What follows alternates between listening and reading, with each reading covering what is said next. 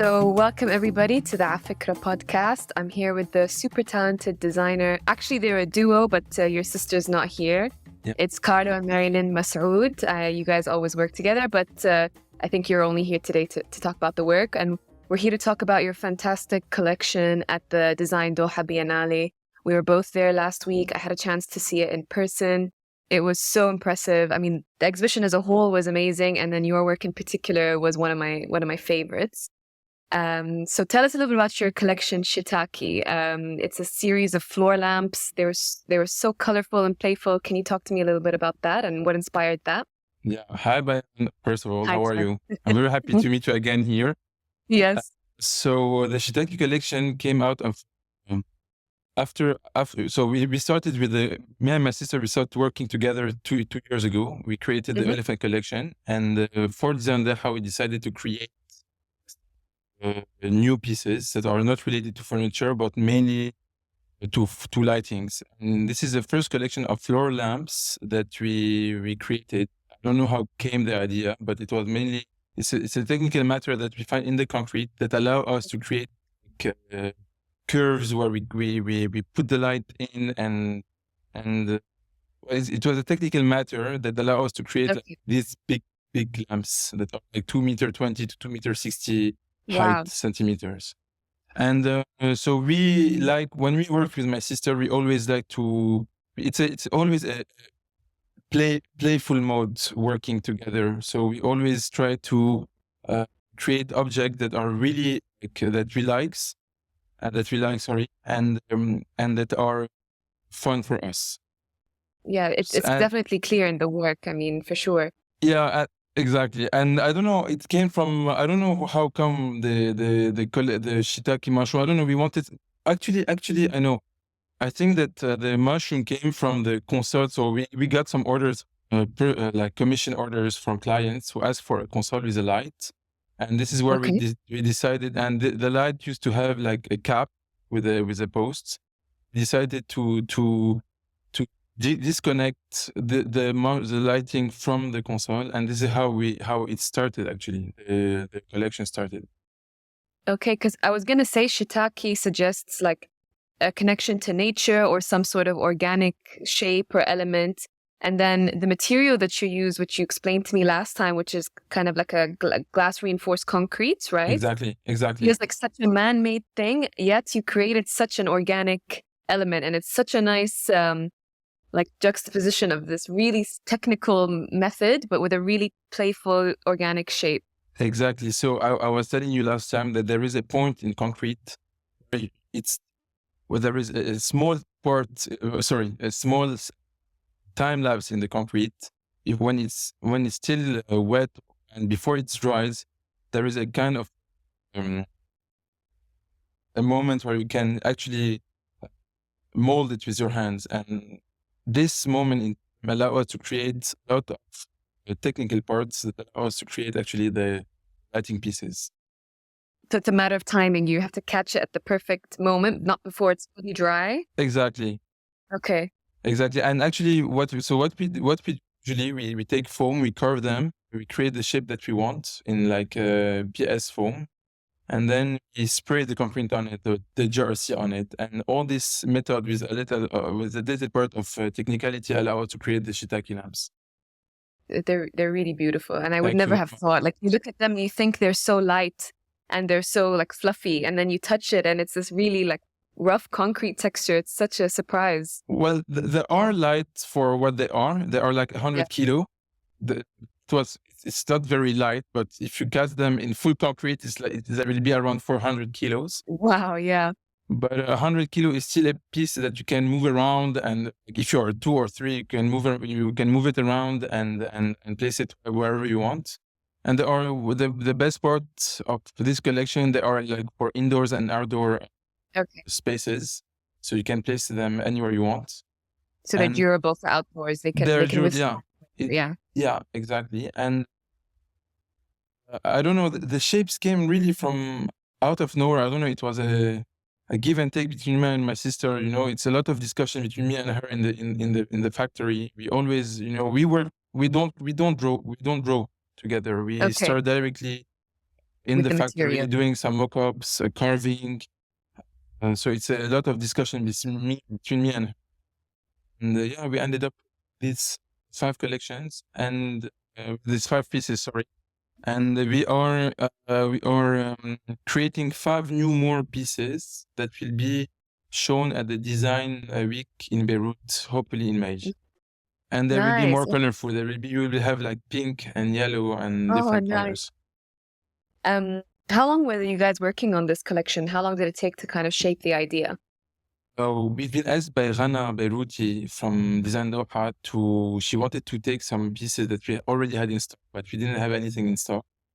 And when she came to us, we told her that that we wanted to create something specific for Doha. And it came from this moment, actually. I think it was like maybe a year ago. Maybe I think it's a year ago. So it took us a year ago to from day one to the final production. Beautiful. Almost a year to produce and to take in pictures and to do everything, like all the media part as well. I'm only asking this. I don't like to ask Lebanese creatives this, but I know that you're based in Beirut, and I want to know if, the blast of 2020 impacted the way that you guys work in any way, is this what led you guys to go for a more whimsical style? Did you feel you needed some sort of uplifting? This is just me making assumptions. Please, correct me if I'm wrong or if it didn't impact you at all. But I'm just curious, it shook the whole city.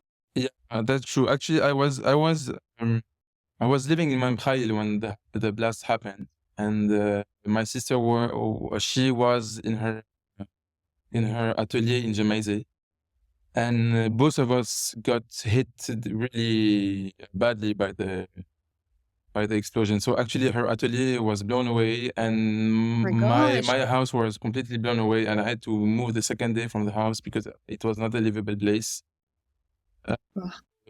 By then it was COVID time, so we were locked at home, and we couldn't move out.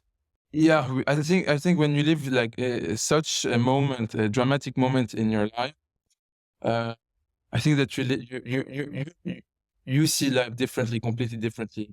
You are more in peace with any kind of problem that can happen around you. And you in French you say tu relativises what is around you. So I'm French educated, but I couldn't find the words. So yeah, you are more in peace with yourself, I think, and you start giving less and less important things to stressed moments. Exactly. And this allows us actually to be more in peace with ourselves, me and my sister. And it was during also COVID time, as I mentioned, and we were locked at home, and everybody was locked at home, and everyone around us were like all working on their homes. Home is for everybody. Home was a place where you want to feel happy in it and in peace in it. So everybody was looking for like fun furniture and wanted to create like very funny furniture. And we started with the collection that is the elephant collection, and then the Shiitake came after that. Is that the buffet table? Did that come after that? Because that's my favorite piece of you guys. Exactly. This is how it started. It's amazing. I mean, I definitely want one in my home, and definitely they're after all COVID. yours. I don't know how I don't know how many kilos that buffet table is. If the lamp is 100, the table, I don't want to know. But I think definitely after COVID, everyone started to reevaluate their living space. It's somewhere that we spend a lot more time in now. And I mean, I definitely did, and wanted to rethink how I live and the space that I live in. And so this collection was done with a lot of concrete, or the glass reinforced concrete. But your sister's actually ceramicist, and I want to know what is it like collaborating with your sister? What inspired you guys to join these forces, and how do your strengths, like individual strengths, complement each other when you're working together? So this is a very nice question. So my sister is ceramist, and I'm a product designer.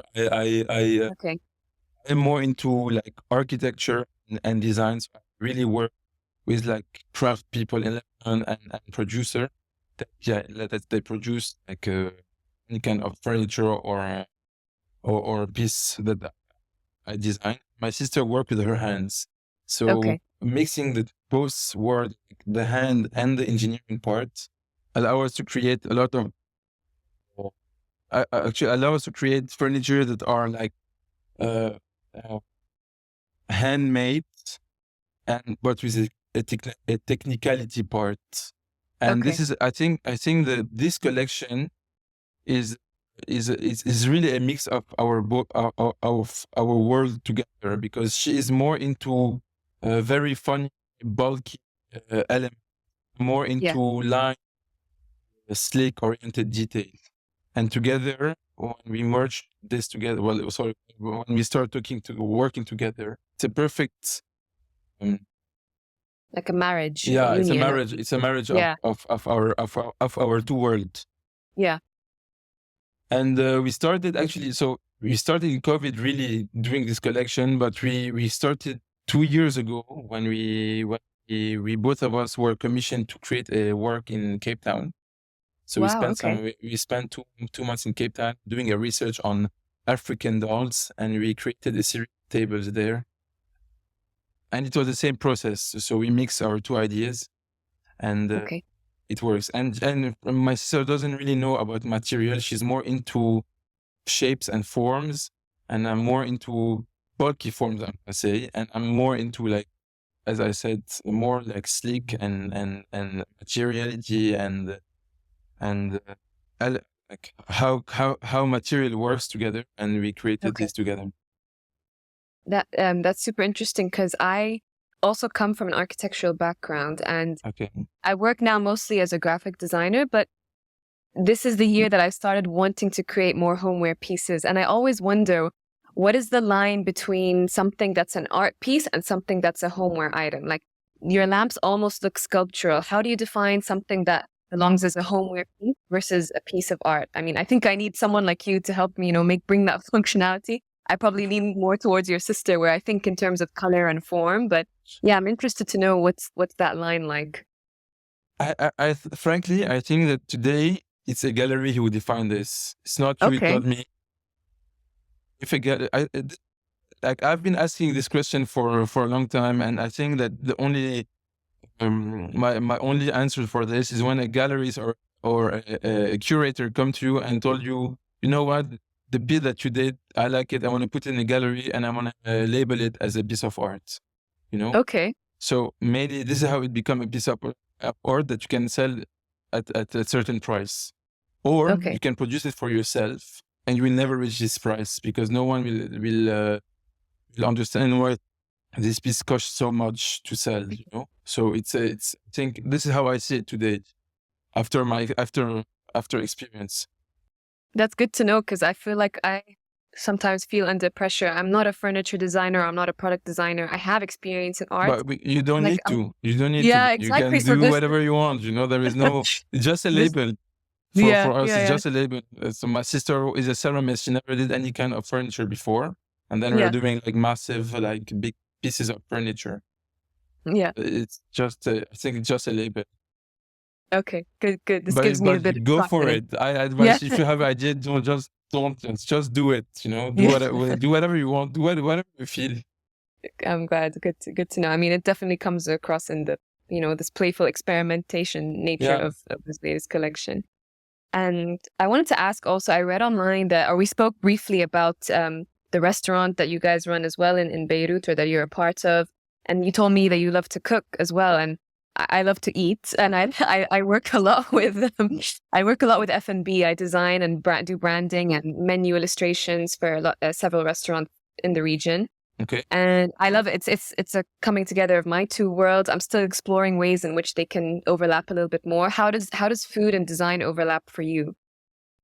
So I come from a family that are importer and exporter of food for the past 70 years, and wow, and for food and alcohol.